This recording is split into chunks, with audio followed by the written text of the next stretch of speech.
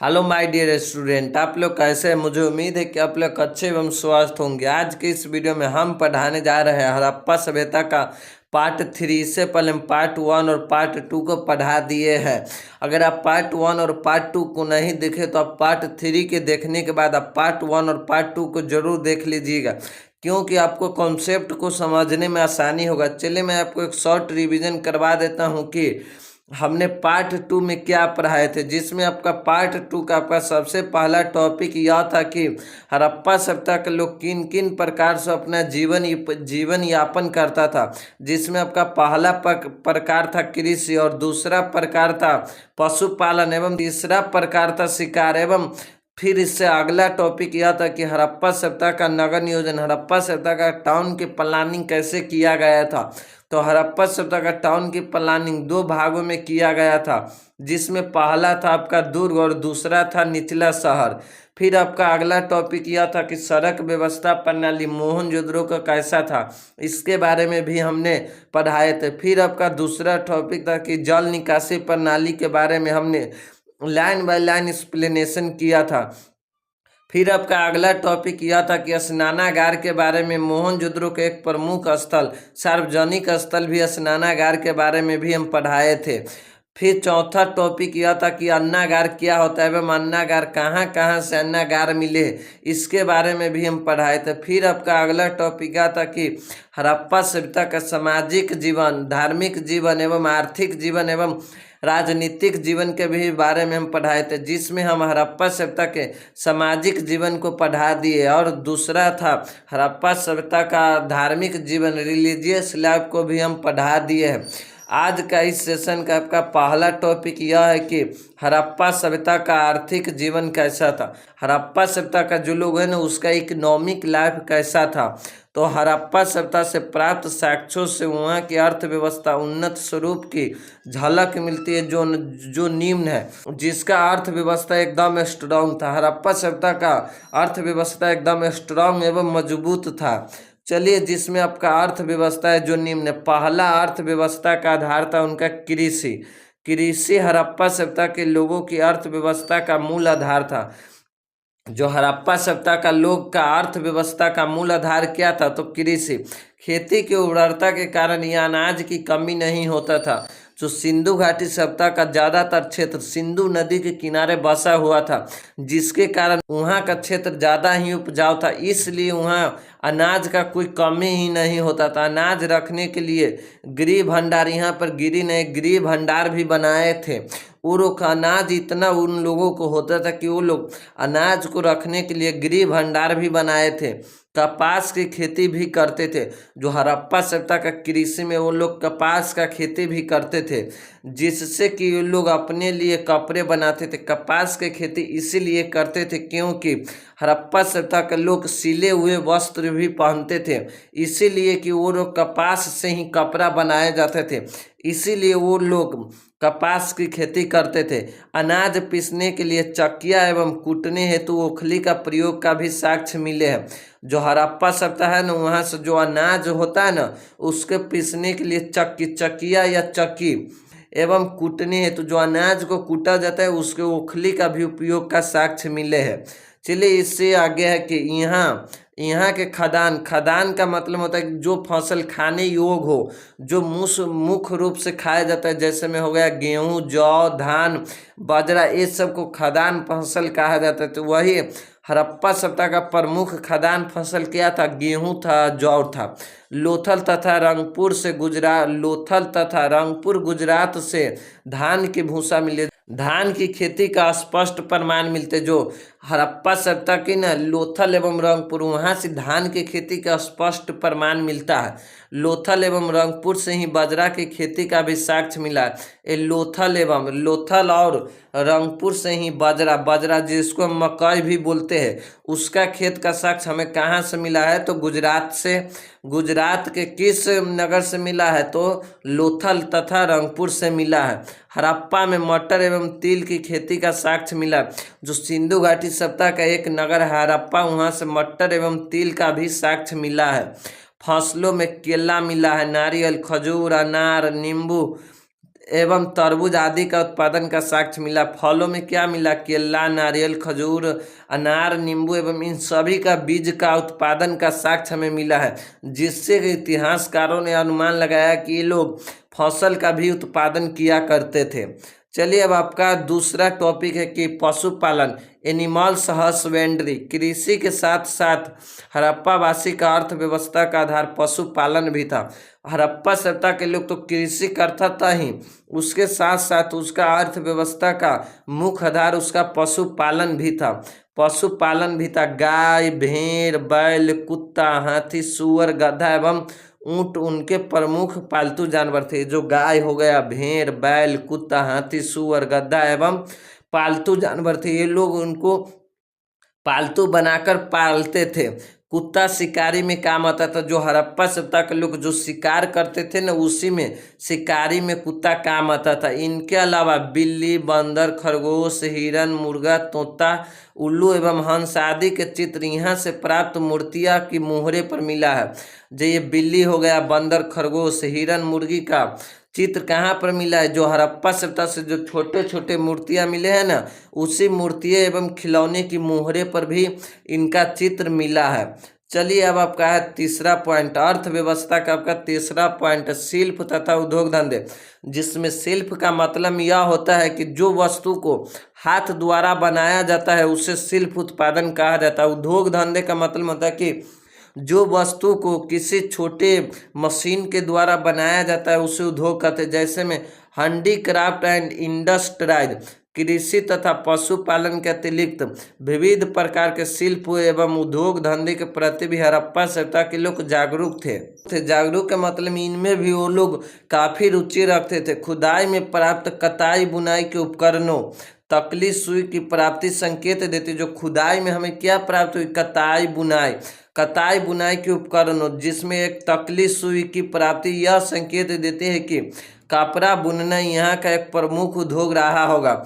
शिल्प उद्योग धंधों में इनका कपड़ा बुनना एक प्रमुख उद्योग रहा होगा, क्योंकि कपास का खेती भी होता था। जिससे कपास का खेती जहाँ पर होता है वहीं पर कपड़ा उद्योग का भी फैक्ट्री बनाया जाता है। इन सभी को देखते हुए ये भी संकेत मिलता है कि हड़प्पा सभ्यता का उद्योग धंधे में जिसका प्रमुख उद्योग रहा होगा कपड़ा बुनना भी यहाँ का एक प्रमुख उद्योग रहा होगा। चनहुदरों में एक कारखाना मिला है जहाँ पर हार पिलौनी वाली दाना का उत्पादन होता है। जो चनहुदरो है ना, मोहनजोदड़ो से 128 किलोमीटर स्थित, कहाँ पर है ये स्थित? पाकिस्तान में है। वहाँ से हार पिलौनी वाली वस्तु का, हार पिलौनी वाली दाने का उत्पादन होता था। चलिए अब अगला पॉइंट यह है कि कुम्हार लोग होता है ना, मिट्टी बनाने हेतु चाक का प्रयोग करते थे। जो कुम्हार लोग होते तो मिट्टी के बर्तन बनाने हेतु किसका प्रयोग करते थे? तो चाक के। इसके अतिरिक्त हाथ से भी सामग्री बनाते थे। चाक के तो प्रयोग करते ही करते थे, इसके अतिरिक्त वो लोग हाथ से भी कुछ छोटे छोटे सामग्री बनाते थे। मोहनजोदड़ो में कुम्हारों का एक मोहल्ला के भी पता चला। जो हड़प्पा सभ्यता का एक शहर है ना मोहनजोदड़ो, वहाँ पर कुम्हारों का एक मोहल्ला का भी साक्ष्य मिला है। चलिए अब आपका अगला पॉइंट यह है कि स्वर्णकारों का मतलब यह होता है कि जो सोने के खरीद बेच करता है ना, उसी को स्वर्णकारों कहा जाता है। तो स्वर्णकारों का व्यवसाय काफी उन्नत अवस्था में था। जो स्वर्णकार का धंधा है ना, वो काफी उन्नत अवस्था में था, काफी तेजी से ग्रो कर रहा था। आभूषण के निर्माण में उन्होंने काफी निपुणता प्राप्त किए थे। उन्होंने आभूषण के निर्माण करने में काफी गुण की प्राप्ति किए थे। वे लोग चांदी के आभूषण के साथ बर्तन भी बनाते थे। वो लोग चांदी के आभूषण भी बनाते थे और चांदी के बर्तन भी बनाते थे। परंतु का मतलब हो गया कि लेकिन सोने के केवल आभूषण बनाते थे। जो सोना होता है ना, उसका केवल आभूषण बनाए जाते थे। शंख, घोंगा, हाथी दांत से भी उपकरणों का निर्माण करना वह जानते थे। ये शंख हो गया, घोंगा हो गया, हाथी दांत भी बहुत कीमती माना जाता है, से भी उपकरणों का निर्माण वो लोग करना जानते थे। इन तकनीक से भी वो लोग परिचित थे। चलिए अगला पॉइंट यही कि तांबा तथा कांस्य का प्रयोग मानव एवं पशु की मूर्ति बनाने में किया जाता था। जो हड़प्पा सभ्यता का लोग है ना, वो तांबे एवं कांच का प्रयोग किस में किया करते थे? तो पशु के मूर्ति बनाने हेतु किया करते थे। तांबे कांस्य के उपकरण, तांबे एवं कांस्य का उपकरण बहुत मात्रा में पाई हुई है। खुदाई के दौरान न तांबे एवं कांस्य की उपकरण का मतलब हो गया कि उनके समान बहुत मात्रा में पाया गया है। इनमें घरेलू तथा कृषि संबंधित उपकरण भी है, जिसमें कृषि से संबंधित उपकरण भी मिला है। अस्त्र शस्त्र, जो लोग शिकार करते थे एवं अपने सुरक्षा के लिए वो लोग अस्त्र शस्त्र भी बनाए थे। तथा बर्तन, अस्त्र शस्त्र, बर्तन तथा प्रसाधन सामग्री प्रमुखता से मिलते हुए है। तथा क्या प्रसाधन सामग्री भी प्रमुखता से मिलते हुए है। फिर अगला आपका पॉइंट यही है कि वे लोग धातु को पीटकर चादर बनाने की कला से भी परिचित थे।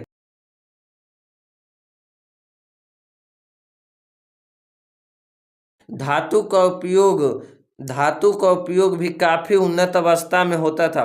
सिंधु घाटी सभ्यता में न धातु का उपयोग काफी ज्यादा मात्रा में किया गया था। इस प्रकार हम देखते हैं कि हड़प्पा सभ्यता में शिल्प उत्पादन तथा उद्योग धंधों काफी उन्नत अवस्था में थे एवं उनका आर्थिक जीवन का एक प्रमुख आधार भी था।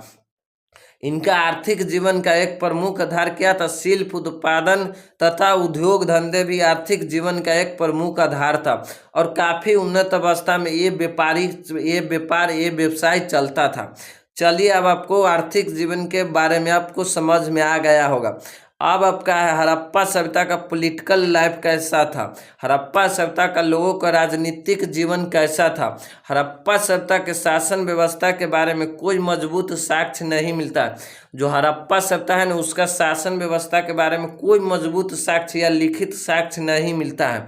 उत्खनन के परिणाम स्वरूप जो भी साक्ष्य हमें उपलब्ध हुआ है, जब जो उत्खनन हुआ है ना, उनके दौरान जो भी साक्ष्य हमें उपलब्ध हुआ है ना, इससे इस सभ्यता की राजनीतिक जीवन का अनुमान लगाया गया। जो साक्ष्य हमें मिला है ना, उसी के आधार पर इन सभ्यता का राजनीतिक जीवन का अनुमान लगाया गया है। जो का मतलब जो विभिन्न इतिहासकारों का मत का मतलब हो गया कि विचार निम्नलिखित है। राजनीतिक जीवन के बारे में कोई मजबूत साक्ष्य नहीं मिला है, जिनके कारण अनेक इतिहासकार अपना अपना विचार दिया हुआ है जो है। चलिए पहलका है कि कई इतिहासकारों का मानना है कि मोहनजोदड़ो एवं हड़प्पा में प्राप्त दुर्ग शहर से ऐसा प्रतीत होता है कि यहाँ की शासन प्रणाली व्यवस्था दुर्गों द्वारा होता था। मतलब बहुत इतिहासकारों का मानना यह था कि जो हड़प्पा में प्राप्त दुर्ग शहर कहाँ से? मोहनजोदड़ो से हुआ है। तो ऐसा प्रतीत होता है कि यहाँ की शासन व्यवस्था की दुर्गों द्वारा होता था, कि दुर्गों को द्वारा ही हड़प्पा सभ्यता में शासन व्यवस्था चलाया जाता था। क्योंकि किस लिए चलाया जाता था? इसीलिए इन दुर्गों में बहुसंख्यक मतलब बहुत ज़्यादा संख्यक केंद्रीय अधिकारी निवास करते। बहुत ज़्यादा संख्या में यहाँ पर क्या वीवीआई आदमी निवास करते थे। किस शहर में? तो दुर्ग शहर में। यह अधिकारी समाज के सभी वर्गों में एक रूपता स्थापित करने का प्रयास करते हैं। कई इतिहासकारों का मानना है कि दुर्ग शहरों के द्वारा ही हड़प्पा सभ्यता में शासन किया जाता था, क्योंकि यहीं पर बहुत ज़्यादा संख्या में अधिकारी निवास करते थे, जो समाज के सभी वर्ग में एक रूपता स्थापित करने का प्रयास करते थे। चलिए अब आपका दूसरा पॉइंट यह है कि कई इतिहासकारों का मानना यह है कि हड़प्पा सभ्यता का शासन व्यवस्था पूर्ण रूप से व्यापारी वर्गों के हाथ में ही था। कई इतिहासकारों का मानना यह भी है कि हड़प्पा सभ्यता का जो शासन व्यवस्था प्रणाली है ना, वो पूर्ण रूप से किन वर्गों के हाथ में था? तो व्यापारी वर्गों के हाथ में था। और व्यापारी ही वहाँ का शासन प्रणाली व्यवस्था को चलाता था। क्योंकि हड़प्पा वासी युद्ध प्रिय नहीं थे, इसीलिए कि हड़प्पा के व्यक्ति जो होता था, जो हड़प्पा वासी मतलब हड़प्पा में रहने वाले जो भी व्यक्ति होता था ना, वो युद्ध प्रिय नहीं था। कोई भी व्यक्ति युद्ध करना नहीं चाहता था। विजय एवं साम्राज्य के विस्तार में उनकी रुचि नहीं था। झगड़ा करना एवं विजय की साम्राज्य मतलब साम्राज्य को विस्तार मतलब साम्राज्य की बड़ा करने में उनकी रुचि नहीं था। उनका मानना यही था कि साम्राज्य मेरा जितना बड़ा है ना उतना ही ठीक है, इसी को काफ़ी विकास करना है। इसके अलावा व्यापार में उनका रुचि अत्यधिक था। ये जो साम्राज्य को विस्तार करने एवं युद्ध करने में उनका रुचि नहीं था, लेकिन इसके अलावा उनका व्यापार में अत्यधिक रुचि था। इसलिए कहा जाता है कि हड़प्पा सभ्यता के शासन व्यापारियों वर्गों को द्वारा ही किया जाता था। कई इतिहासकारों का ये मानना है। चलिए, आपका तीसरा पॉइंट यह है कि कई इतिहासकारों का मानना है कि हड़प्पा सभ्यता में कोई शासन नहीं था। कई इतिहासकारों का यह भी मानना है कि हड़प्पा सभ्यता में कोई शासन नहीं हुआ करते थे। सभी लोग अपना अपना जीवन यापन खुशीपूर्ण करते थे। समाज के सभी वर्ग समान थे। कई इतिहासकारों का मानना यह था कि हड़प्पा सभ्यता में कोई शासक नहीं था। वहाँ का सब आदमी समान वर्ग के थे। सभी आदमी बुझो तो शासक ही था, सभी आदमी आम आदमी ही था। चलिए, अब आपका फोर्थ नंबर में फोर्थ पॉइंट है, कई इतिहासकारों का मानना यह है कि कोई एक नहीं बल्कि कई शासक थे। कुछ इतिहासकारों का मानना यह भी है कि यहाँ पर कोई एक शासक नहीं होता था। जैसे मोहनजोदड़ो हो गया, हड़प्पा, लोथल आदि के अपने अलग अलग राजा होते थे। जो हड़प्पा सभ्यता के है ना विभिन्न नगर, जैसे में एक हो गया हड़प्पा, लोथल, मोहनजोदड़ो, जिसमें अपना एक राज का एक अलग अलग या राज्य या नगर का एक अलग अलग शासक होता था। चलिए, अब आपका 5 नंबर में है कि कई इतिहासकारों का यह भी मानना है कि हड़प्पा सभ्यता में प्राप्त पुरोहित राजा की मूर्ति यह संकेत मिलता है कि यहाँ की शासन व्यवस्था प्रणाली इनके द्वारा ही चलाया जाता था।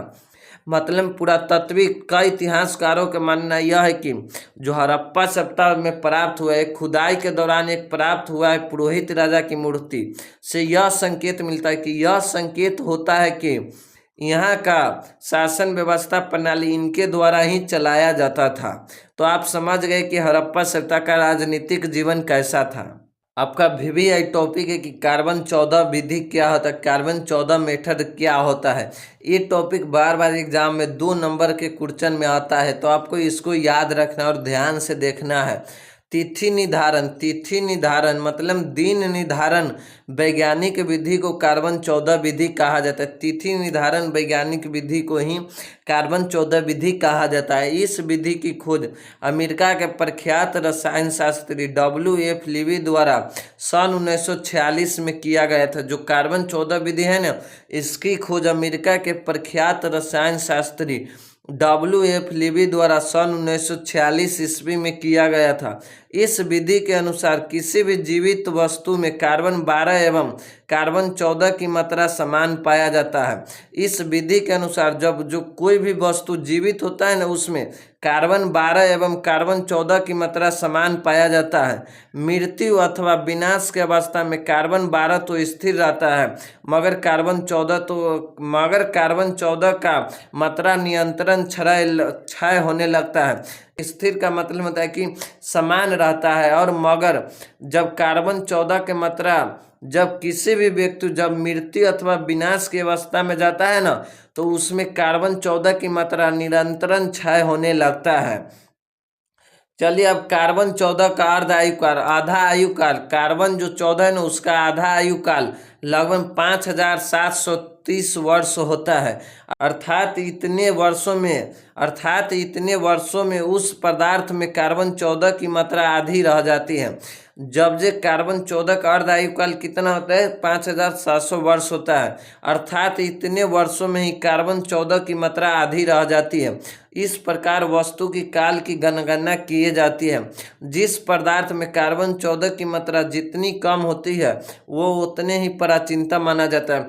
कि जो भी पदार्थ होता है ना उसमें कार्बन 14 की मात्रा जितनी कम होती है ना वो उतनी प्राचीनतम का मतलब पुराना माना जाता है। कार्बन 14 की क्षय होने की प्रक्रिया को रेडियो धार्मिकता भी कहा जाता है, जिसको इंग्लिश में रेडियो एक्टिविटी कहा जाता है। तो आपको एक शॉर्ट रिवीजन करा देता हूँ कि कार्बन 14 विधि क्या होता है। तो चलिए, तिथि निर्धारण वैज्ञानिक विधि को कार्बन 14 विधि कहा जाता है। इस विधि का खोज अमेरिका के प्रख्यात रसायन शास्त्री WF लीवी द्वारा सन 1946 ईस्वी में किए गए थे। इस विधि के अनुसार किसी भी जीवित वस्तु में कार्बन 12 एवं कार्बन 14 की मात्रा समान पाया जाता है। इस विधि के अनुसार होता है कि जब कोई भी वस्तु जीवित होता है ना, उसमें कार्बन 12 एवं कार्बन 14 की मात्रा समान पाया जाता है, लेकिन मृत्यु अथवा विनाश की अवस्था में कार्बन 12 तो स्थिर रहता है।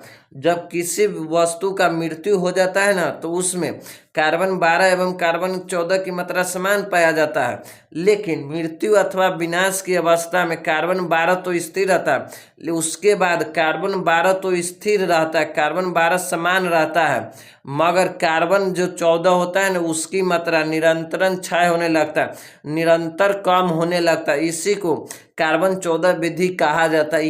इसको आपको इतना यहाँ से इससे आगाड़ी आपको याद रखना है कि कार्बन 14 विधि क्या होता है। चलिए अब आपका अगला टॉपिक यह है कि हड़प्पा सभ्यता में विज्ञान एवं प्रौद्योगिकी, science and technology in Harappa civilisation में हड़प्पा सभ्यता में विज्ञान एवं प्रौद्योगिकी का यूज उन लोगों किस प्रकार किया था, इसी के बारे में हम पढ़ाते हैं। चलिए आपको पहला टॉपिक है साइंस एंड टेक्नोलॉजी के बारे में हड़प्पा सभ्यता का। फर्स्ट है क्या लिपि। सिंधु घाटी सभ्यता के निवासी एक भाव चित्रात्मक लिपि का आविष्कार किया था। सिंधुवासी कैसा लिपि का आविष्कार किया था, तो भाव चित्रात्मक लिपि का मतलब होता है कि जैसे कि हम ये लाइन लिखे हुए, इसमें जो चिन्ह उपयोग हुआ ना, ये चिन्ह, तो इसी को लिपि बोलते। तो वही कहा गया कि सिंधु सभ्यता के निवासी ने एक भाव चित्रात्मक लिपि का आविष्कार किया था। इस सभ्यता का अधिकांश अभिलेख संक्षेपित, जो इस सिंधु घाटी सभ्यता है ना, इसका अधिकांश अभिलेख मिलता है ना, वो संक्षेपित का मतलब कि छोटा छोटा में मिला हुआ है। सबसे लंबे अभिलेख जो यहाँ का सिंधु घाटी सभ्यता का सबसे लंबे अभिलेख लगभग 26 चिन्ह का है। जो सिंधु घाटी की सभ्यता है ना, सिंधु घाटी सभ्यता, उसका सबसे लंबा अभिलेख कितना 26 चिन्ह का है। यह लिपि आज तक नहीं पढ़ा जा सका। जो भाव चित्रात्मक लिपि का आविष्कार किया था ना, वो लिपि आज तक नहीं पढ़ा जा सका, क्योंकि यह लिपि दाएं से बाएं की ओर लिखा जाता है। इस लिपि का पहला लाइन जो हेडिंग जिसको हम बोलते हैं, वो दाएं से बाएं लिखा जाता था, फिर बाएं से दाएं लिखा जाता था। इसलिए इस लिपि को आज तक कोई भी पढ़ने में सफल रहा। इस लिपि में टोटल चिन्ह की संख्या लगभग 375 से 420 के बीच था। जो इस सिंधु घाटी सभ्यता के लोग के एक लिपि का आविष्कार किया था, इसमें लगभग कितना चिन्ह 375 से 400 के बीच था। चलिए आपका दूसरा पॉइंट है वाहन। वाहन का मतलब तो आप जानते हैं गाड़ी, जो एक स्थान से दूसरे स्थान पर सामान ढोने या वस्तु को पहुंचाने में प्रयोग किया जाता है, उसी को वाहन कहा जाता है। चलिए मोहनजोदड़ो से बैलगाड़ी के खिलौने मिले हैं, जो इस बात का संकेत देता है। जो मोहनजोदड़ो से खुदाई में एक बैलगाड़ी का खिलौना मिला। किसका खिलौना? बैलगाड़ी का। तो वो इस बात का संकेत है कि वो लोग आवागमन अथवा मालवाहक के उपयोग हेतु वाहन निर्माण की तकनीक से भी परिचित थे। वे लोग आवागमन एक स्थान से दूसरे स्थान पर अथवा माल को एक स्थान से दूसरे स्थान पर पहुंचाने हेतु किसका प्रयोग करते थे? तो वाहन का, मालवाहक वाहन का प्रयोग करते था। उपयोग हेतु वाहन की तकनीक से और वाहन का बनाने का भी तकनीक से वो लोग परिचित थे। ये था हड़प्पा सभ्यता का टेक्नोलॉजी एवं साइंस।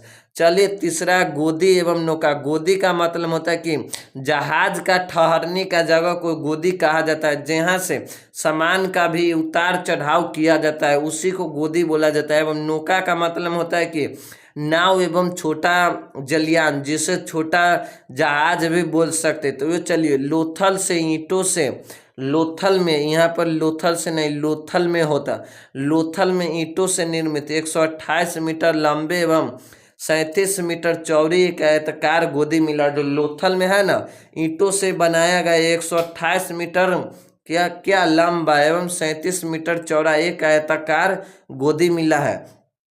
इससे पता चलता है कि वे लोग नौका एवं गोदी निर्माण के तकनीक से भी परिचित था। खुदाई के दौरान है ना लोथल में 128 मीटर लंबे एवं 37 मीटर चौड़ी एक आयताकार गोदी मिला। इस बात का संकेत देता है कि वो लोग गोदी एवं नौका निर्माण के भी तकनीक से भी परिचित थे। मोहनजोदड़ो है ना जो हड़प्पा सभ्यता के एक महत्वपूर्ण शहर है, मोहनजोदड़ो से एक बर्तन पर नाव का चित्र बना हुआ है। मोहनजोदड़ो से एक बर्तन मिला है ना, उस पर नाव का चित्र बनाया हुआ है। इन नौकाओं द्वारा मतलब इन जहाज़ों के द्वारा विदेशी से व्यापार होता था। जहाज होता है ना जिसको नाव बोलते हैं, नाव या जहाज, इनके द्वारा विदेशी मतलब दूसरे सभ्यता से ये लोग व्यापार करते थे। जिसमें मेसोपोटामिया का एक अभिलेख मेलुहा है। मेसोपोटामिया में एक अभिलेख है न मेलुहा में सिंध क्षेत्र मतलब मोहनजोदड़ो का जो सिंध क्षेत्र के साथ न व्यापार की संबंधों की चर्चा किया गया है। मेसोपोटामिया के मेलुहा जो अभिलेख है न इसी में सिंध क्षेत्र के साथ व्यापारों का संबंध का चर्चा किया गया है। लोथल से फारस की मोहरे मिले हैं और कालीबंगा से बेलनाकार मोहरे मिले हैं। आपको ये दोनों पॉइंट को याद रखना है। चलिए आपका अगला टॉपिक 4th में है कि माप तौल की तकनीकी ज्ञान। जो ये लोग है ना सामान को क्रय विक्रय करते थे तो माप तौल भी करना होता है ना, तो ये लोग माप तौल की तकनीक ज्ञान का भी परिचित थे। हड़प्पा सभ्यता के लोग माप तौल की तकनीकी ज्ञान से भी परिचित थे। सिंधु सभ्यता में करीब 150 वाट मिले हैं। जो सिंधु घाटी सभ्यता है ना उसमें 150 वाट मिले। वाट का मतलब होता है कि वजन करने वाला, जैसे हम लोगों में होता है ना वाट 1 किलो का, 2 किलो का, 3 किलो का। आज तो हम लोगों का अनंत वाट है, डिजिटल वाट आ गया, लेकिन इसमें बनावटी वाट था, 1 किलो 2 किलो वैसा वाट था। सबसे बड़ा वाट यहाँ पर बात हो गया है, यहाँ पर गलती, यहाँ पर सबसे बड़ा वाट 1375 ग्राम का एवं सबसे छोटा वाट 0.87 ग्राम का था। जो हड़प्पा सभ्यता है ना यहाँ पर 150 वाट मिले, जिसमें सबसे बड़ा वाट था 1375 ग्राम का एवं सबसे छोटा वाट 0.87 ग्राम का था। ये लोग वाट के 1 2 4 8 16 32 64 के अनुपात में नापते थे। ये लोग 1 2 4 8 16 32 64 के अनुपात में है। ये लोगों का बाँट कैसा था? 1 2 4 8 16 32 64 के अनुपात में है। यहाँ जो हड़प्पा सभ्यता में है ना यहाँ 16 के अनुपात का विशेष महत्व रखा गया है। ये जो 16 अनुपात है ना इसका विशेष महत्व रखा गया है। 16 घटांक का एक शेर होता है। जो 16 घटांक होता है ना 16 अनुपात, उसी को 16 घटांक का एक शेर होता है एवं 16 आने बराबर 1 रुपया होता है। आप लोग नहीं जानते लेकिन पुराने आदमी जानता है कि 16 आने बराबर कितना रुपया होता है। जैसे में 8 आने का मतलब हो गया कि 50 पैसा और 4 आने का मतलब हो गया 8 आने का मतलब हो गया कितना? 16 आने बराबर 1 पैसा हुआ ना, तो 8 आने के बराबर 50 पैसा हुआ, फिर और 4 आने का हो गया 25 पैसा। इस तरीके से इन लोगों का अपना माप तौल का भी तकनीक भी ज्ञान था। तो अब आपको समझ में आ गया कि हड़प्पा सभ्यता का माप तौल का तकनीक ज्ञान कैसा था। फिर हम जानते हैं अगला पॉइंट यह कि हड़प्पा वासी नापना भी जानते थे। वे लोग हड़प्पा के सभ्यता के लोग नापना भी जानते थे। बराबर के दूरी पर लघे डंटे प्राप्त हुए हैं। जो बराबर के दूरी पर है ना उससे लघे डंटे से नापा जाता था। वही लिखा है कि बराबर के दूरी पर लघे डंटे प्राप्त हुए हैं। लंबाई की इकाई 1 फुट थी, जिसकी लंबाई की इकाई 1 फुट थी, जिसमें 37.60 सेमी होती थी, जिसमें 37.60 सेमी होते थे। एक हाथ की लंबाई लगभग 51.8 सेंटीमीटर जिसको बोला जाता है सेंटीमीटर होते थे। 53.6 सेंटीमीटर तक होता था। 51.8 सेंटीमीटर से 53.6 सेंटीमीटर तक होता था 1 फुट की लंबाई। चलिए अब आपको ये भी समझ में आ गया होगा। अब आपका 5वां VVI टॉपिक है कि हड़प्पा सभ्यता का नगर नियोजन का तकनीक ज्ञान का विज्ञान कैसा था। उनका तकनीक ज्ञान या विज्ञान समझो। मोहनजोदड़ो नगर एक योजना के अनुसार बनाया गया था। जो मोहनजोदड़ो नगर है ना, वो एक योजना के अनुसार बनाया गया था। यहाँ के सड़क सीधी एवं चौड़ी थी एवं एक दूसरे के समकोण पर काटती थी। ये वैज्ञानिक साइंस के द्वारा ने बनाया था कि वहाँ के हर एक सड़क एक दूसरे को समकोण पर काटती थी। फिर सड़क के किनारे पक्की ईंटों से बनी नलियाँ थी। जो सड़क है ना, उसके दोनों किनारे क्या पक्की ईंटों से बना नल्ले थे। मोहनजोदड़ो में एक स्नानागार अन्नागार मिला है। स्नानागार एवं अन्नागार भी मिला कहाँ? मोहनजोदड़ो से। हड़प्पा वासी पक्की ईंटों के निर्माण के तकनीक से भी परिचित थे।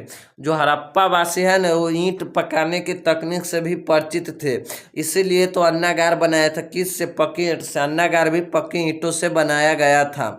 फिर आपका 6 पॉइंट है चिकित्सक ज्ञान, जिसको आज हम मेडिकल ज्ञान भी बोल सकते हैं। मेडिकल ज्ञान या चिकित्सा ज्ञान दोनों एक ही होता है, जिसमें शरीर के स्वास्थ्य से संबंधित ज्ञान को सिखाया जाता है, उसे मेडिकल ज्ञान या चिकित्सक ज्ञान बोला जाता है। फिर सिंधु सभ्यता में मोहनजोदड़ो से एक शिलाजीत का टुकड़ा मिला। जो सिंधु घाटी सभ्यता है ना, उसमें एक नगर है मोहनजोदड़ो, वहाँ से एक शिलाजीत का टुकड़ा मिला। शिलाजीत बलवर्धक होने के साथ कई बीमारियों को दूर करने में सहायक थे। ये जो एक शिलाजीत एक दवा मिला है ना, वो बलवर्धक, वो लोग इसलिए खाते थे कि वो बलवान बहुत होते थे इसको खाकर, और साथ कई बीमारियों को दूर करने में भी वो सहायक थे। यह संभावना जताया गया है कि सिंधुवासी चिकित्सा ज्ञान से भी परिचित थे। वो लोग मेडिकल नॉलेज से भी परिचित थे। चलिए अब आपका 7वां पॉइंट यह है कि हड़प्पा वासी द्वारा अपनाया गया सिंचाई का साधन। सिंचाई का मतलब होता है कि फसलों में समय समय पर पानी पटाना, समय समय पर पानी देना ही सिंचाई कहलाता है। तो वही लिखा गया है कि हड़प्पा वासी द्वारा अपनाया गया वो सिंचाई का साधन। वो क्या क्या साधन अपनाया था? तो पहला है जलाशय, कुआं एवं नहरों द्वारा सिंचाई करते थे, जिसमें पॉइंट है अफगानिस्तान के शत्रुधाई से नहरें के अवशेष मिले हैं। जो अफगानिस्तान है उसमें शत्रुधाई से नहरें के अवशेष मिला है, वहाँ पर नहरें से सिंचाई किया जाता था। फिर धौलावीरा गुजरात से जलाशय के अवशेष मिले। जलाशय का मतलब यह होता है कि जैसे कुआं बोल सकते हैं, जिस जगह पर पानी को हम जमा करके रखते हैं उसे जलाशय बोला जाता है। कुछ स्थलों से कुआं द्वारा सिंचाई का प्रमाण भी मिला। कुछ ऐसा स्थल है वहाँ पर कुआं के द्वारा सिंचाई किया जाता था। तो आपको समझ में आ गया होगा कि हड़प्पा सभ्यता का सिंचाई का मुख्य साधन क्या था, जिसमें नहरें था, कुआं था, नदियाँ था, जलाशय भी था। चलिए अब आपका 8वां है मोहरे और मुद्रांकन। 8वां क्या तकनीक? मोहरे और मुद्रांकन। मोहरे और मुद्रांकन का प्रयोग भेजी गई वस्तुओं को सुरक्षा के लिए किया जाता था। जो हड़प्पा सभ्यता का मोहरे और मुद्रांकन का प्रयोग किस लिए किया जाता था? जब कोई वस्तु भेजते थे ना एक स्थान से दूसरे स्थान, उसी के सुरक्षा के लिए किया जाता था। जैसे समझिए, उदाहरण के लिए समझ लो, एक थैली है, उसमें कोई सामान डालकर उसे कहीं दूर भेजा गया है, तो उसके मुंह को रस्सी से बांध दिया जाता था। जब एक थैली में सामान को दूर रखकर भेजा जाता था ना, तो उसको मुंह को रस्सी से बांध दिया जाता था और उस रस्सी पर गीली मिट्टी लगाकर उस पर मोहरे का छाप लगा दिया जाता था। जब कोई वस्तु को दूर भेजा जाता था ना, तो उसको मुंह को बांध दिया जाता था रस्सी से, गीली मिट्टी उस पर लगाकर मोहरे के छाप लगा दिया जाता था। जिससे मोहरे का छाप लगा दिया जाता था, अगर उस मोहरे की छाप में कोई परिवर्तन आए तो ये सामान के साथ छेड़छाड़ को दर्शाता था। जैसे कि अगर उस पर मोहरे का छाप लगा दिया गया, अगर उस में कोई परिवर्तन या कोई दूसरा छाप आया तो यह सामान के साथ छेड़छाड़ मतलब अदली बदली को दर्शाता था। फिर अगला पॉइंट है आपका मुद्रांकन से प्रेषक की पहचान का पता चलता था। मुद्रांकन का प्रयोग इसलिए करता था कि उस वस्तु को किसने भेजा है, इसका प्रयोग जिससे प्रेषक की पहचान होता था कि उस वस्तु को किसने भेजा है। चलिए आपका अगला पॉइंट यह है कि शिल्प उत्पादन। चनहुद्रो पूरी तरह से लगभग शिल्प उत्पादन में संलग्न था। जो चनहुद्रो है ना, मोहनजोदड़ो से 128 किलोमीटर दूर स्थित जो कहाँ पर स्थित है, पाकिस्तान में। वो लगभग पूरी तरह से क्या शिल्प उत्पादन में संलग्न थी। शिल्प कार्यों में मनके बनाना, उनका शिल्प जो कार्य होता है ना, शिल्प उत्पादन, जो हाथों से बनाया जाता है वस्तु, उसको शिल्प उत्पादन कहा जाता है। तो वही है शिल्प उत्पादन में उनका मनके बनाना, शंख की कटाई, मोहरे का निर्माण तथा बांट बनाना सम्मिलित था। मोहरे का निर्माण था, बांट बनाना एवं मनके बनाना, जिसमें चलिए हम पढ़ाते कि अगला का मनके कैसे बनाया जाता है। तो हड़प्पा सभ्यता में जो न मनके का मतलब होता है कि एक प्रकार का मोती या माला जो गर्दन में पहनते। चलिए आपका पॉइंट है कि मनकों का निर्माण कैसे किया जाता था, किन किन चीज़ों से किया जाता है। तो पहला है मनकों को कर्नोलियन। कर्नोलियन सुंदर लाल रंग का पत्थर, जैस्पर, सिलखरी आदि से बनाया जाता था। मनकों के किस चीज से बनाया जाता था? कर्नोलियन एक पत्थर है, कर्नोलियन के सुंदर लाल रंग का पत्थर, जैस्पर एक पत्थर का नाम है, सिलखरी आदि से बनाया जाता था। तांबा, कांस्य, सोने, शंख और पक्की मिट्टी सभी का प्रयोग मनके बनाने में होता था। ये तांबा है, कांस्य है, सोने है, शंख है और पक्की मिट्टी सभी का प्रयोग मनके बनाने में होता था। फिर है कुछ मनके दो या दो से अधिक पत्थरों को आपस में जोड़कर बनाया जाता था। कुछ ऐसा मनके होता था जो दो पत्थर को आपस में जोड़कर एक धागा के द्वारा बनाया जाता। तो अब आपको समझ में आ गया होगा कि हड़प्पा सभ्यता का लोग मनके को किस प्रकार से बनाया जाता था, मनकों को वो लोग किन किन तरीकों से बनाते थे। चलिए अब आपका अगला पॉइंट, अगला टॉपिक यही कि उत्पादन केंद्र की पहचान कैसे हुआ है। हड़प्पा सभ्यता में जो शिल्प उत्पादन हुआ है ना, उस सभी का केंद्र का पहचान कैसे हुआ है।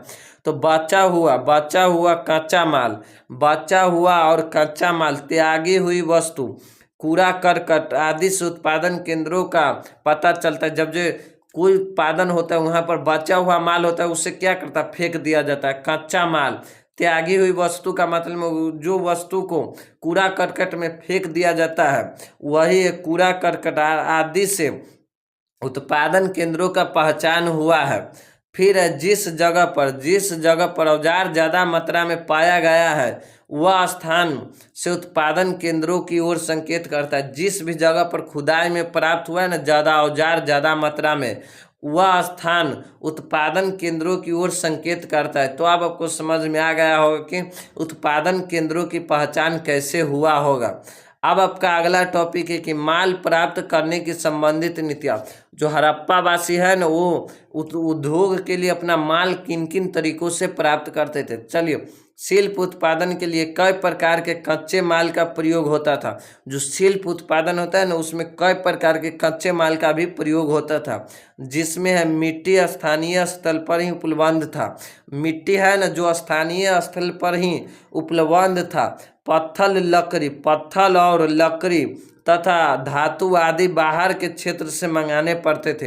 हो गया पत्थर, हो गया लकड़ी, हो गया तथा धातु आदि के बाहर के क्षेत्रों से मंगाए जाते थे। तो इस प्रकार हड़प्पा सभ्यता में माल प्राप्त करने की संबंधित नीतियाँ थी। चलिए, अन्य जगह से आने वाले कच्चे माल, जो अलग अलग जगह से कच्चा माल आता था वो समझ लीजिए। नंबर 1 में नागेश्वर और बालाकोट से शंख आता था। नागेश्वर और बालाकोट से क्या शंख आता था। लोथल से कनोरियल लाल रंग का पत्थर आता था, जिसको मनके बनाने में प्रयोग किया जाता था। राजस्थान से सिलखरी पत्थर आता था। अफगानिस्तान के शतुरधाई से नीले रंग का पत्थर है, जो बहुत कीमती माना जाता है। जो अफगानिस्तान है ना, वहाँ के शतुरधाई से नीले रंग का पत्थर आता था, जो बहुत ही कीमती माना जाता था। तो अब आपको समझ में आ गया होगा कि हड़प्पा सभ्यता में अन्य जगह से कौन कौन माल मंगाया जाता था और किन तरीके से मंगाया जाता था। अब है कि हड़प्पा सभ्यता एवं भारतीय पुरातत्व सर्वेक्षण के डायरेक्टर जनरल, जो हड़प्पा सभ्यता है ना, उसी में भारतीय पुरातत्व सर्वेक्षण के डायरेक्टर जनरल कौन कौन थे। तो पहला अलेक्जेंडर कनिंघम, भारतीय पुरातत्व सर्वेक्षण विभाग के प्रथम डायरेक्टर जनरल एक कनिंघम थे। जो भारतीय पुरातत्व के सर्वेक्षण होता है ना, उस विभाग का प्रथम डायरेक्टर जनरल कौन थे? जनरल कनिंघम थे। आरंभिक का मतलब हुआ कि प्रारंभ वस्तुओं की जानकारी के लिए इन्होंने चीनी बौद्ध यात्रियों की वृत्तांत का अध्ययन किया, जो जो ये अलेक्जेंडर कनिंघम है ना, वो आरंभिक वस्तुओं की जानकारी के लिए चीनी बौद्ध यात्रा, जब चीनी बौद्ध यात्रा न जब भारत आया था ना, तो उसी का वृत्तांत का ये अध्ययन किया। किसने? जनरल कनिंघम ने। इनका रुचि अतीत समय के वस्तु को खोजने में अधिक था। जो एक कनिंघम है, जो बीती हुई समय की वस्तु को खोजने में इनका रुचि बहुत अत्यधिक था। इसीलिए तो चीनी बौद्ध यात्री का वृत्तांत का भी तो अध्ययन किया था। एक बार एक अंग्रेज ने कनिंघम को एक मोहरे दिए जो हड़प्पा सभ्यता के थे। एक बार अंग्रेजों ने एक कनिंघम को एक मोहरे दिए जो कहाँ के थे? हड़प्पा सभ्यता के। अपनी रुचि के कालखंड में इसे रखने की कोशिश की मगर असफल रहा। जो एक मोहरे दिया ना, वह कनिंघम ने अपनी रुचि के कालखंड में इसे अपने रुचि के कालखंड में रखने की कोशिश की है, लेकिन ये मगर इसमें असफल रहा, मतलब सफल नहीं हो पाया। अब आपका दूसरा पॉइंट है कि जॉन मार्शल 1924 में भारतीय पुरातत्व सर्वेक्षण विभाग का डायरेक्टर जनरल बने। आपको याद रखना है कि 1924 में भारतीय पुरातत्व सर्वेक्षण विभाग का डायरेक्टर जनरल कौन बना था? तो आपको याद रखना है जॉन मार्शल ने। कब बना? 1924 ईस्वी में बना था। इन्होंने समस्त विश्व के सामने हड़प्पा सभ्यता की खोज की घोषणा कर डाला। ये जॉन मार्शल है ना, 1924 में भारतीय पुरातत्व विभाग का डायरेक्टर जनरल बना और इन्हीं ने हड़प्पा सभ्यता की खोज का विश्व के सामने घोषणा कर डाला। आपका तीसरा पॉइंट R.M. व्हिलियर इन्होंने 1944 में भारतीय पुरातत्व सर्वेक्षण के डायरेक्टर बने। इन्होंने कब बना? 1944 में भारतीय पुरातत्व डायरेक्टर जनरल बना। इन्होंने सेना का ब्रिगेडियर भी रह चुके थे। डायरेक्टर जनरल बनने से पहले ने व्हिलियर ने एक बार सेना का ब्रिगेडियर भी रह चुके हैं। चलिए अब आपको ये समझ में आ गया होगा। चलिए अब आपका VVI टॉपिक है कि हड़प्पा सभ्यता का पतन कैसे हुआ। ये एग्जाम में 5 मार्क्स में जरूर आता रहता है। हड़प्पा सभ्यता का पतन का कारण क्या है? यहाँ पर मिस्टेक हो गया, यहाँ पर आता है हड़प्पा सभ्यता का पतन का कारण।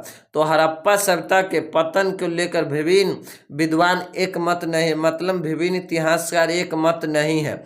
हड़प्पा सभ्यता का पतन को लेकर विभिन्न इतिहासकारों का एक मत नहीं है। तो चलिए मैं एक मत को पढ़ते, सभी इतिहासकार का मत क्या क्या है।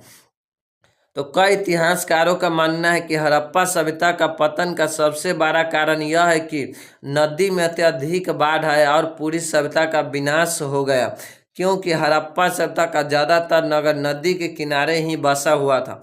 बहुत इतिहासकारों का मानना यह था कि हड़प्पा सभ्यता का पतन का सबसे बड़ा कारण क्या था कि नदी में अत्यधिक बहुत बाढ़ आया और पूरी सभ्यता को विनाश हो गया। जो हड़प्पा सभ्यता का लोग है ना, उसका विनाश हो गया, मतलब डूब कर मर गया, क्योंकि हड़प्पा सभ्यता का ज़्यादातर क्षेत्र नहर नदी के किनारे बसा हुआ है। जो हड़प्पा सभ्यता का ज़्यादातर नगर है ना, वो नदी के किनारे ही बसा हुआ था। तो ये था एक इतिहासकार का मानना है। फिर आपको कई इतिहासकार का मानना यह है कि हड़प्पा सभ्यता का पतन का सबसे बड़ा कारण यह है। कई इतिहासकारों का मानना यह भी है कि हड़प्पा सभ्यता का पतन का बड़ा कारण यह है कि आर्यों का आक्रमण। कई इतिहासकार का मानना है कि हड़प्पा सभ्यता का पतन का प्रमुख कारण एक आर्यों का आक्रमण भी है। आर्य ने आक्रमण कर हड़प्पा सभ्यता की नगरों को ध्वस्त किया और वहां के लोगों को मार डाला और हड़प्पा सभ्यता का पतन हो गया। कई इतिहासकारों का मानना यह भी है कि हड़प्पा सभ्यता का पतन का सबसे बड़ा एक कारण है आर्यों का आक्रमण। इन्होंने आक्रमण कर हड़प्पा सभ्यता के लोगों को मार डाला और हड़प्पा सभ्यता का पतन हो गया। चलिए अब आपका तीसरा है, कई इतिहासकारों का मानना यह है कि हड़प्पा सभ्यता का पतन का सबसे बड़ा कारण है कि अत्यधिक भूकंप। बहुत इतिहासकारों का मानना यह भी है कि हड़प्पा सभ्यता का पतन का सबसे बड़ा कारण है भूकंप आया और पूरी सभ्यता मिट्टी के अंदर दब गया और पूरी सभ्यता का पतन हो गया। बहुत इतिहासकारों का मानना यह भी है कि हड़प्पा सभ्यता में एक ऐसा भूकंप आया ना, जो पूरी सभ्यता मिट्टी के अंदर दब गया और पूरी सभ्यता का पतन हो गया। तो आपको इस लाइन को याद रखना है, सभी पॉइंट को। हड़प्पा सभ्यता का पतन से 5 नंबर का सब्जेक्टिव क्वेश्चन आता है बार बार एग्जाम में, तो आपको इस सभी पॉइंट को याद रखना है। कई इतिहासकारों का मानना यह है कि हड़प्पा सभ्यता का पतन का सबसे बड़ा कारण यह है कि मलेरिया एवं महामारी जैसी बीमारी का शिकार हो गया। हड़प्पा सभ्यता का पतन का सबसे बड़ा कारण यह भी माना जाता है कि मलेरिया एवं महामारी, जैसे कि हमारे इंडिया में एक कोरोना वायरस आया था, उसी तरह का एक बीमारी हो गया था, मलेरिया एवं महामारी जैसे बीमारी का वहाँ का ज़्यादातर लोग शिकार हो गया और उनका मृत्यु हो गया, और सभी लोग का मृत्यु भी हो गया और पूरी सभ्यता का पतन हो गया। इस प्रकार हड़प्पा सभ्यता का भी पतन हुआ है। फिर आपका पांचवा पॉइंट है कि कई इतिहासकारों का मानना है कि हड़प्पा जो सभ्यता है ना, हड़प्पा सभ्यता का पतन का सबसे बड़ा कारण यह भी है कि नदियों का सूख जाना। जो कई इतिहासकारों का मानना है कि हड़प्पा सभ्यता का सबसे बड़ा पतन का यह भी कारण है कि नदियों को सूख जाना। एकाएक नदी सूख जाएगा तो अब पानी बगैर तो मर ही न जाएगा, या मार्ग बदल लेना। मार्ग का मतलब होता है कि नदी का रास्ता बदल लेना। अगर आपको पानी ही नहीं मिलेगा तो पानी के बिना कितना दिन तक जिंदा रहेंगे। तो वही लिखा है कि कई इतिहासकारों का मानना है कि हड़प्पा सभ्यता का पतन का सबसे बड़ा एक कारण है कि नदियों का सूख जाना या नदी का मार्ग बदल लेना कि हड़प्पा सभ्यता का पतन माना जाता है। इन कारणों को भी हड़प्पा सभ्यता का पतन माना जाता है। चलिए, अब आपको हड़प्पा सभ्यता का पतन से रिलेटेड कोई भी डाउट नहीं, अब आपको समझ में आ गया होगा कि हड़प्पा सभ्यता का पतन कैसे हुआ। फिर अब आपका अगला टॉपिक यही कि कनिंघम भ्रम। कनिंघम भ्रम का मतलब होता है कि कनिंघम क्या भूल गई अपनी कालखंड में। तो हड़प्पाई पुरावस्तु 19वीं शताब्दी में कभी कभी मिलती थी, 1800 ईस्वी में कभी कभी मिलती थी, और इनमें से कुछ तो कनिंघम तक पहुँचे भी थे। जब कुछ पुरावस्तु मिली ने तो उनमें से कुछ कनिंघम तक पहुँचे भी थे, फिर भी वह समझ नहीं पाए कि ये पुरावस्तु कितनी प्राचीन थे। फिर भी वह नहीं समझ पाए कनिंघम की ये पुरावस्तु कितनी पुराना है। एक अंग्रेज ने कनिंघम को हड़प्पाई मोहरे दिए। उन मोहरे पर ध्यान तो दिया, पर उन्होंने उसे कैसे यहाँ पर कैसे लिखा गया है, मिस्टेक हो गया है। उसे एक ऐसे कालखंड में जोड़ दिया जो कई और लोगों की तरह ही उनका भी यही मानना था कि भारतीय इतिहास का प्रारंभ गंगा की घाटी में पनपे पहले शहरों के साथ हुआ था।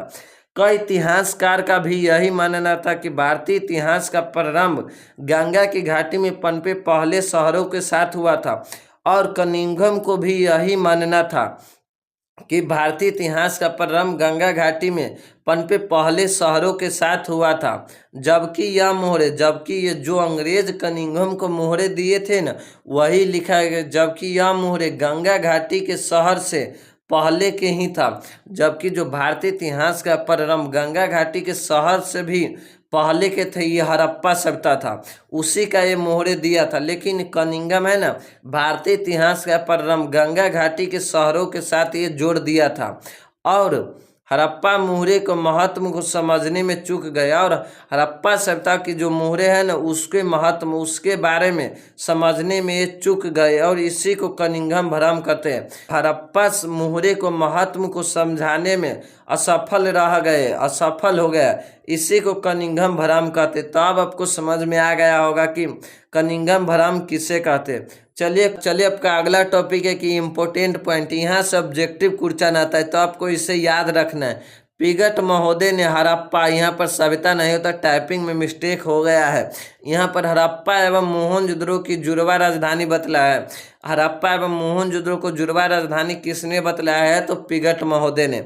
हड़प्पा सभ्यता एक नगरीय सभ्यता था। किस कारण था? तो आपको थ्योरी में हमने बतला दिए हैं। हड़प्पा एवं मोहनजोदड़ो के बीच की दूरी 670 किलोमीटर है। हड़प्पा एवं मोहनजोदड़ो के बीच की दूरी कितनी है? 670 किलोमीटर, आपको याद रखना है। हड़प्पा सभ्यता की खोज 1921 ईस्वी में हुई। किसने किया? तो दयाराम साहनी ने किया। और मोहनजोदड़ो का खोज कब हुआ? 1922 ईस्वी में हुआ। फिर आपका अगला पॉइंट यह है कि मिस्र जो होता है ना, मिस्र की सभ्यता और मेसोपोटामिया, ईरान एवं चीन आदि सभ्यता हड़प्पा सभ्यता के समकालीन माना जाता है।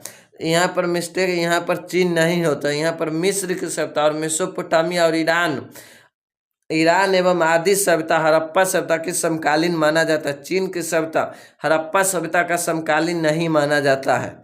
चलिए अब आपका अगला पॉइंट है कि मोहनजोदड़ो सिंधी भाषा का शब्द है जिसका अर्थ होता है मृतकों का टीला। इसे सिंध का बाग भी कहा जाता है, आपको ये याद रखना है। 1875 ईस्वी में सर्वप्रथम हड़प्पा मुहरे पर कनिंघम की रिपोर्ट प्रस्तुत किए गए थे। 1875 ईस्वी में सर्वप्रथम हड़प्पे मुहरे पर किसका रिपोर्ट प्रस्तुत किए गए थे, तो कनिंघम के। फिर आपका अगला पॉइंट यह है कि हड़प्पा सभ्यता के काल 2600 से 1900 ईसा पूर्व तक माना जाता है, आपको इसे याद भी रखना है। लेकिन कार्बन 14 विधि के अनुसार इस सभ्यता का काल 2500 से 1750 ईसा पूर्व माना जाता है। जो कार्बन 14 विधि होता है, तिथि निर्धारण वैज्ञानिक विधि को कार्बन 14 विधि कहा जाता है। उस विधि के अनुसार हड़प्पा सभ्यता का काल 2600 से 1750 ईसा पूर्व तक माना जाता है। लेकिन आपको याद रखना है कि 2600 से 1900 ईसा पूर्व ही एग्जाम में आता है ज़्यादातर। चलिए, हड़प्पा सभ्यता भारत के पश्चिमोत्तर भाग में विकसित हुआ था।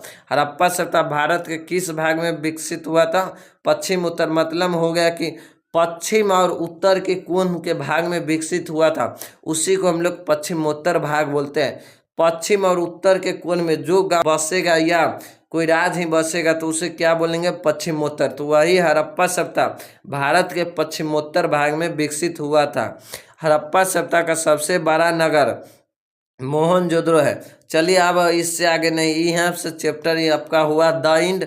अगर आपको इसका PDF चाहते तो हमारे टेलीग्राम चैनल 1 क्लासेस को जरूर ज्वाइन कीजिए। अगर वीडियो अच्छा लगा तो चैनल को सब्सक्राइब कीजिएगा और वीडियो को लाइक और एक प्यारा सा कमेंट कीजिएगा जरूर। तब तक के लिए इतना ही, धन्यवाद। फिर मिलते हैं